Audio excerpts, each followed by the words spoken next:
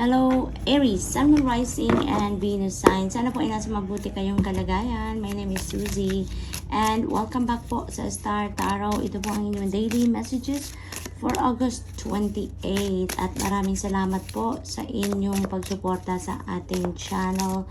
Kung bago po kayo rito, welcome po. You are very welcome sa ating channel. Thank you sa inyong pagbisita.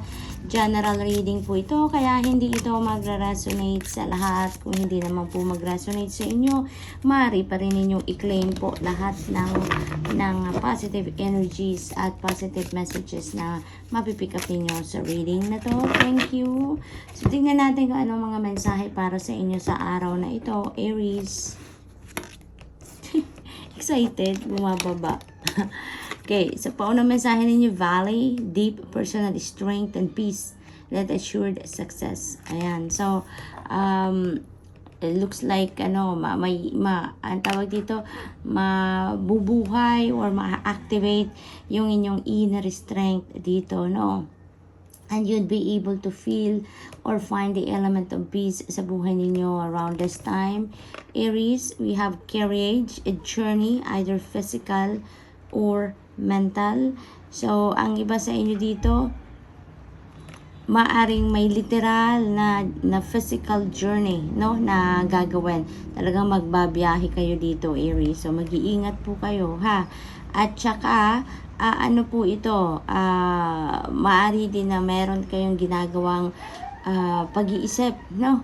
Maaring yung physical journey na to at ang mental journey na to ay isa, no? Sa isang Aries, no? Maaring pinag-iisipan ninyo ang inyong gagawin, no? Ang inyong plano doon sa pagbabiyahe ninyo at pagdating ninyo sa destination ninyo. What are the things that you need to do, or ano ang aasikasuhin ninyo? So maaring ganon, no? Ang sitwasyon, Aries. So, we have leg and stepping into a new experience. Ayan. So, there is new beginning. No, there's new beginning coming up kay Aries. So, good luck, Aries. May mga bagong ganap sa buhay ninyo. We have desk. Pay attention to your work. Ayan. This is a very important reminder for you, Aries, na lagi kayong yung mag-iingat kayo sa ginagawa ninyo, sa trabaho ninyo. Lagi ninyong dapat lagi kayong focused, no? Dapat lagi kayong nakatutok sa inyong ginagawa, okay? We have sunrise, new creative ideas, new ventures, fresh start. Talaga naman. Yun din ito stepping into a new experience. Dahil mayroong mga new creative ideas na papasok, may mga bagong venture, may mga fresh start talaga. This is definitely a new beginning energies, no? Na dalawang ito, kaya napakaganda itong naghihintay. Alam mo, Aries, maaring yung travel na to is you are going doon sa lugar na doon kayo magsisimula na kung ano man ang fresh start na to. No? Because it could be anything sa buhay ninyo. Maaring magsisimula kayo ng bagong career, ng bagong trabaho, maaring malilipat kayo ng opisina, ng department, diba? Maaring ganun. Or maybe this is a new home na uuwian ninyo, Aries. Maaring place of residence ang magbabagong ito, kaya kailangan ninyong magbiyahe, mag-relocate, no? Maaari din na bagong relationship, no? So, good luck, Aries. Good luck. We also have mountain, major challenge to overcome. Ayan. So, maybe yung challenge na yan is yung transition, no? Maaring challenging yan na transition para sa inyo because, syempre, this is, totally new for you, no? Totally bagong endeavor, bagong sitwasyon ito na napupuntahan ninyo, Aries. Kaya it may be challenging for you, but don't worry, no? Kasi always remember, Aries, na wala namang challenges sa buhay natin na binibigay sa atin na hindi natin kaya, diba? Kaya niyo yan. Just be positive, okay? Rose, romance is in the air. Ayan. Maaring new relationship, no? Or new level of your relationship ang papasukin ng iba sa inyo dito, Aries. So, congrats. What else? We have elephant. A long journey, either physical or mental, will leave you wiser at the end. So, very imminent din dito ang pagta-travel talaga. Kasi meron tayong ditong courage, di ba? Journey, either physical or mental. And looks like this is a long distance travel for some of you, Aries, no? Long journey. Maaari talaga na ano to, physical journey ang kadamihan dito, no? Talagang meron kayong bagong trabaho, bagong titirahan. You know what, Aries, ang napipick up ko dito, maaaring this is trabaho na malayo, no, sa inyo. Maaari din na international travel ito. Maaring ang pupuntahan ninyo dito is an overseas job opportunity, Aries. So, maaari din ganun ang sitwasyon dito. Maybe also for some of you, yung travel na to is linked to study, no? Linked sa, siguro may nare-research kayo or maaring mag-aaral kayo sa ibang lugar. Maaring ang iba sa inyo dito, exchange student, yung ganon. Kaya, maaring sa abroad ang papunta ninyo, no? So, kapag tayo ng isa, final message ninyo, napakaganda. Carrot, opportunity or windfall. Oh, this is really gorgeous. Kasi yung carrot na to, no, this could be a windfall of money, Aries. So, maaring may bigla-biglang parating na kaperahan sa inyo. It may be a big amount of money because maaring financial gift ito sa inyo. Maaari din na panalo ito sa lottery, no? Maaring ganun or sa any game of chance. So, maaring ganun ang sitwasyon. And there are multiple opportunities dito na maaring dumating. Yun ang akin napipick up dito. So, good luck, okay? So, Aries, that's all I have for you for today. I hope nakatulong ang mga mensaheng ito in some way. Thank you for watching. Love and light. Namaste. Hello, Leo, Sun, Moon, Rising, and Venus sign. Sana po ay nasa mabuti kayong kalagayan. My name is Susie, and welcome back po sa Star Tarot. Ito po ang inyong daily messages po for August 28. At maraming salamat po sa inyong suporta sa ating channel. Kung bago po kayo rito, very welcome po sa ating channel. At maraming salamat po sa inyong pagbisita. General reading po ito, kaya hindi po ito magre-resonate sa lahat. Kunin nyo lang po kung ano ang sasakto sa inyong sitwasyon. Kung hindi naman po mag-resonate sa inyo ang mga mensahe, maaari pa rin ninyong kunin po ang mga positive energies na mapipick up ninyo sa reading na to. Leo, tignan natin kung ano ang mga mensahe para sa inyo sa araw na to. Unang mensahe, yung tumalon, we have the eye, psychic ability, trust your intuition. So, Leo, this is a reminder for you, no, na napakalakas ng inyong psychic abilities ngayon. Kaya, pagtiwalaan ninyo at as much as possible, sundin ninyo kung ano ang napipick up ninyo na mga mensahe through your intuition, okay? Kasi may mga downloads, no? May gabay na pinapadala sa inyo dito ang divine universe para matulungan ka on how you are going to navigate your situation sa ngayon, Leo. So, you are blessed, no? Kasi pinapadalhan ka ng gabay. Maaring you are also praying for that, no? Kaya yan answered prayer na yan.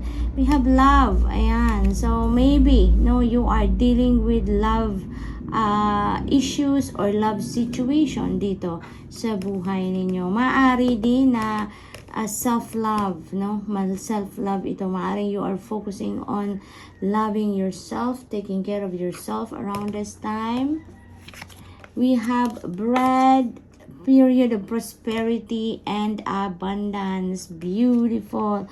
Leo, i-claim nyo na to. No, this is the period of plenty, prosperity, and abundance. Kaya, i-claim nyo na yan. Write them down in the comment section below that you are claiming that. At saka, ang mahalaga din dito, i-align ninyo ang inyong energies with this prosperity and abundance para ito talaga ang dumating. Ito talaga yung mangyari sa 3D reality ninyo around this time.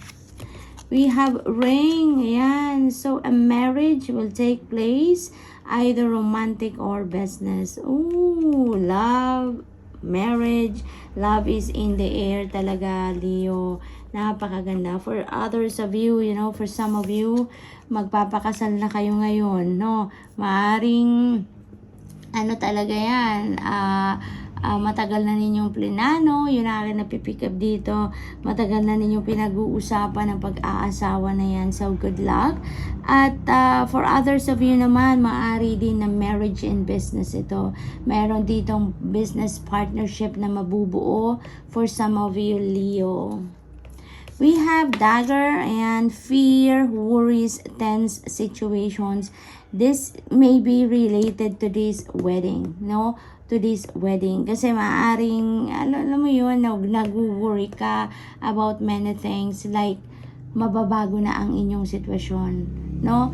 You are no longer single at talaga ngayon pa lang, yung parang nagsisink in sa isip ninyo yan na maiiba na definitely ang inyong sitwasyon, na hindi na kayo makakapag-desisyon ng kayo na lang, di ba? Kasi may asawa na kayo, yung mga ganun, mga adjustments, no? So it feels like to me na yun ang wino-worry ninyo. But you know what, Leo, dalawa kayo dito sa sitwasyon. Dalawa kayo dito sa relationship, kaya wag kang mag-alala, magtutulungan kayo, ganyan ang mag-asawa, nagtutulungan, nagdadamayan. Kaya wag kang mag-alala, no? Just trust in God, nagdesisyon kang mag-asawa, so talagang it will come, no? It will come. Kung ano yung mga kailangan mong i-adjust, no, wag kang mag-alala, ipagdasal mo lang yan and it will come smoothly, okay?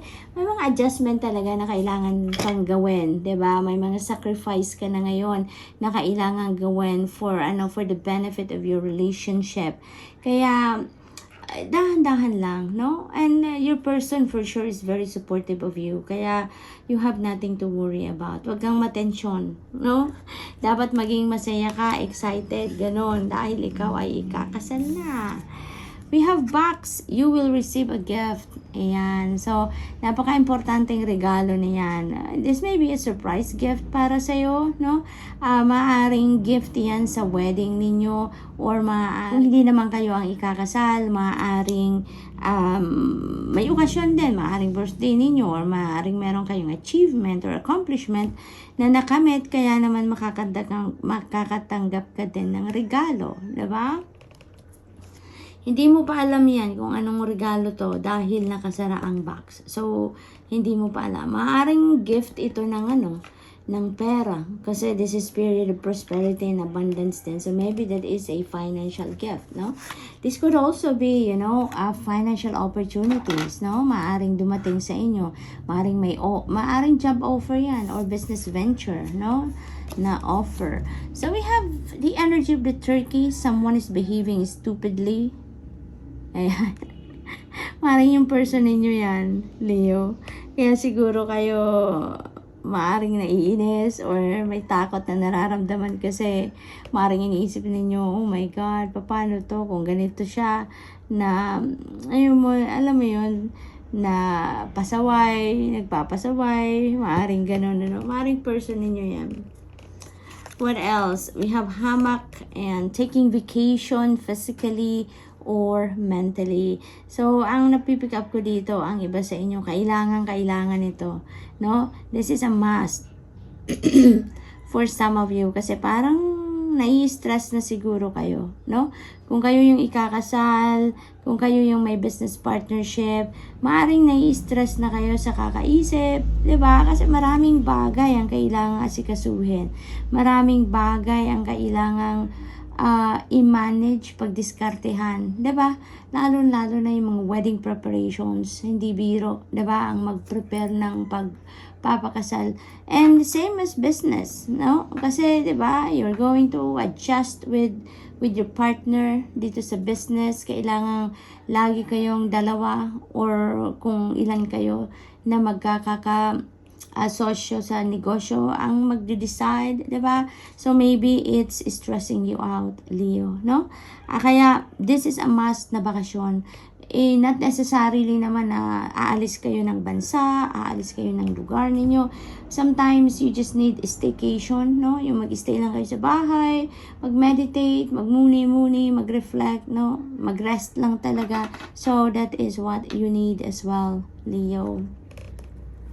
Final message ni Leo, we have fun, romance, celebration, and party. Ayan, yung kasalan na talaga yan. Romance is in the air, definitely. We have love, we have marriage, no? At ano to, may celebration, may party na magaganap. So maybe this is the wedding party, or maybe, you know, yung mga ano ang tawag dito, bachelorette or bachelor's party, ang mga yan. So siguro ganun ang sitwasyon. So congrats, and that's all I have for you for today. I hope nakatulong ang mga mensaheng ito in some way. Thank you for watching. Love and light. Namaste. Hello, Sagittarius, Sun, Moon, Rising, and Venus signs. Sana po ay nasa mabuti kayong kalagayan. My name is Suzy, and welcome back po sa Star Tarot. Ito po ang inyong daily messages for August 28. At maraming salamat po sa inyong suporta sa ating channel. Kung bago kayo rito, welcome po. You are very welcome sa ating channel. Maraming salamat din po sa inyong pagbisita. At general reading po ito ha, kaya hindi po ito magre-resonate sa lahat. Thank you. Kung hindi naman po mag-resonate ang mga mensahe, maaari pa rin ninyong i-claim lahat ng mga positive energies po na mapipick up ninyo sa reading na to. Kung gusto ninyo, you can write it down in the comment section below. Thank you.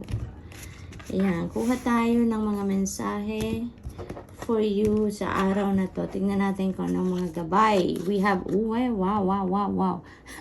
Sag, paunang message ninyo. We have the energy of the beetle, good fortune. Ayan, yung swerte ay nasa inyong horizon sa araw na ito, Sagittarius. Napakaganda. So, take advantage of this energy.